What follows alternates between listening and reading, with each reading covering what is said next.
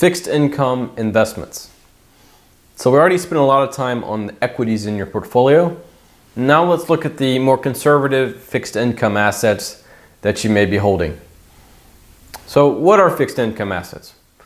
Well, bonds, CDs, savings accounts, and money markets are just some of the fixed income assets that you may have. Now these are sometimes going to have guaranteed rates of income, which is a term you don't hear very often, especially in the equity or stock type side.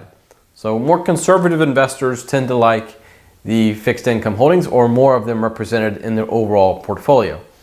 So what are the fixed income assets doing for you? We've already talked about how equities or the stocks are the growth engines of your portfolio, so they're going to be where most of the gains are going to be happening.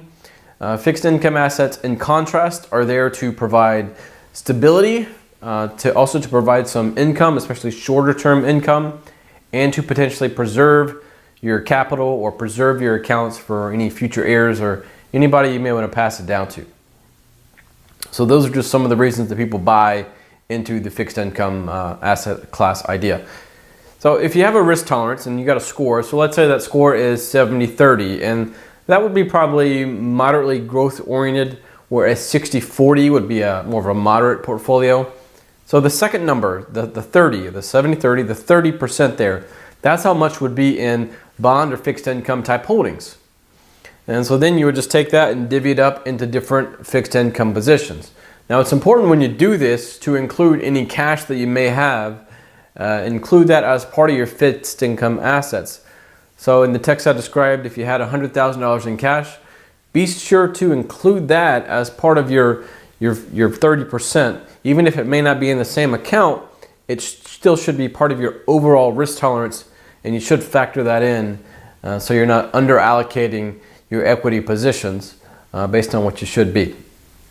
But anyways, if you have, let's say, the 60-40 moderate portfolio or a 50-50 conservative portfolio, then that second number should be how much fixed income assets that you should have in total. And another reason to invest in fixed income is, I described in the text, is just for stability of your accounts. So stability of your portfolio and what I call risk control.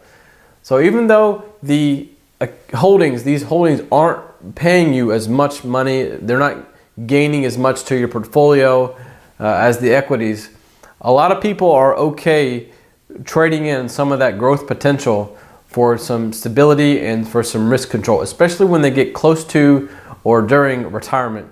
They tend to shift from equity type things to more fixed income holdings to stabilize that portfolio as they begin to start withdrawing from their accounts. But risk control is very important, and the best way to control risk in your portfolio is to diversify or spread amongst many different asset classes. But having fixed income be a larger and larger percentage of that is one way to definitely decrease the amount of volatility that you have going on in the portfolio. But that doesn't mean that fixed income assets are completely risk-free. And over the next couple of lessons, I'll describe the risks that are associated with fixed income. One thing I like to say is that bonds aren't safe, they're just different.